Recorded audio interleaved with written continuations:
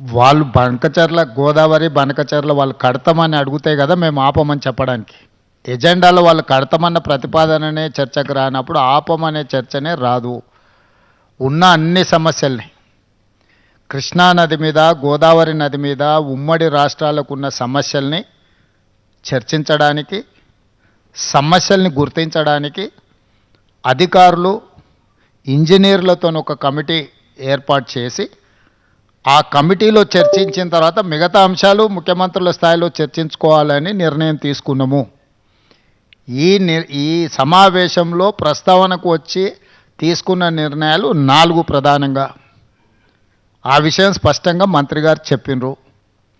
So ఈ ఆఫీసర్ల committee వచ్చిన తర్వాత నీటి కేటాయింపులకు సంబంధించి కానీ, కొత్తగా ప్రాజెక్టులు నిర్మించుకోవాల్సినవి కానీ, పాత ప్రాజెక్టుల యొక్క అనుమతులు కానీ, వాళ్ళు ఆల్రెడీ కడుతున్న ప్రాజెక్టుల మీద అభ్యంతరాలు కానీ, వాటన్నిటిని కూడా 30 రోజుల్లో మన తరఫున ఉండే అధికారులు అదేవిధంగా ఇంజనీర్ల కమిటీ ఇష్యూస్ని అన్నిటిని కూడా గుర్తించి వాటన్నిటిని కూడా చర్చకు తీసుకొస్తుంది.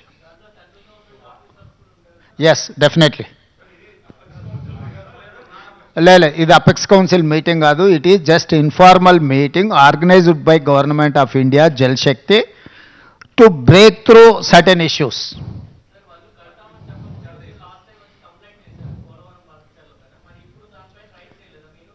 ఇప్పుడు ఆల్రెడీ ఆ కంప్లైంట్ చేసినాం, ఆ ఫిర్యాదు ఉంది. ఆ ఫిర్యాదుల మీద పోలవరం ప్రాజెక్ట్ అథారిటీ కానీ, లేకపోతే సిడబ్ల్యూసి కానీ, లేకపోతే గోదావరి రివర్ మేనేజ్మెంట్ బోర్డు కానీ ఆల్రెడీ ఏమేమైతే మా ఫిర్యాదుల మీద అభ్యంతరాలు చెప్పాలనో పూర్తి స్థాయిలో అభ్యంతరాలు చెప్పినాయి.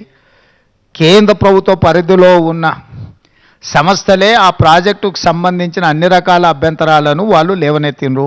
కాబట్టి ఈ సమావేశంలో ఈ అంశాలు ఏవి ప్రస్తావనకు రాలేదు. ఈ సమావేశంలో టెలిమెట్రీ విషయంలో ఇప్పుడు కృష్ణానది బేసిన్ మీద నీటి వినియోగంలో ఆంధ్రప్రదేశ్ ఎన్ని నీళ్లను వినియోగిస్తుంది, తెలంగాణ ఎన్ని నీళ్లను వినియోగిస్తుందో గుర్తించడానికి టెలిమెట్రీ పెట్టాలని ఒక సమస్యకు పరిష్కారం చూపించడం శాశ్వతంగా. రెండవది, శ్రీశైలం ప్రాజెక్టు డ్యామ్ డ్యామేజ్ అయింది. దీన్ని తక్షణమే రిపేర్లు చేయాలని ఎన్డీఎస్ఏతో సహా మిగతా సంస్థలు ఇచ్చిన వాటిని ఆ డ్యామ్ని నిర్వహించాల్సిన బాధ్యత ఆంధ్రప్రదేశ్ పరిధిలో ఉంది. వాళ్ళు వాటిని అన్ని రకాలుగా ఏవైతే సమస్యలను పరిష్కరించడానికి వాళ్ళు ముందుకు వచ్చిండ్రు. Godavari river management board, Krishna river management board ఆంధ్రప్రదేశ్లో ఒకటి, తెలంగాణలో ఒకటి ఉండాలని పునర్విభజన చట్టంలో ఉంది. 2020 అపెక్స్ కౌన్సిల్ మీటింగ్లో కూడా నిర్ణయం జరిగింది. దాన్ని అమలు చేయాలనుకున్నాం.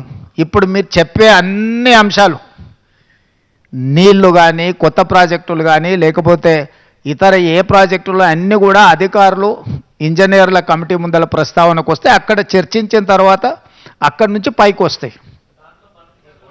అన్నీ ఉన్నాయో గోదావరి నది ఉపనదులు, కృష్ణానది ఉపనదులకు సంబంధించిన ఆల్రెడీ నిర్మాణంలో ఉన్న ప్రాజెక్టులు కానీ, నిర్మించడానికి ప్రతిపాదించిన ప్రాజెక్టులు కానీ, ఇప్పుడు ఉన్న ప్రాజెక్టుల నిర్వహణలో ఉన్న అంశాలను కానీ అన్నింటినీ వాళ్ళ ముందల ప్రస్తావనకు వస్తాయి.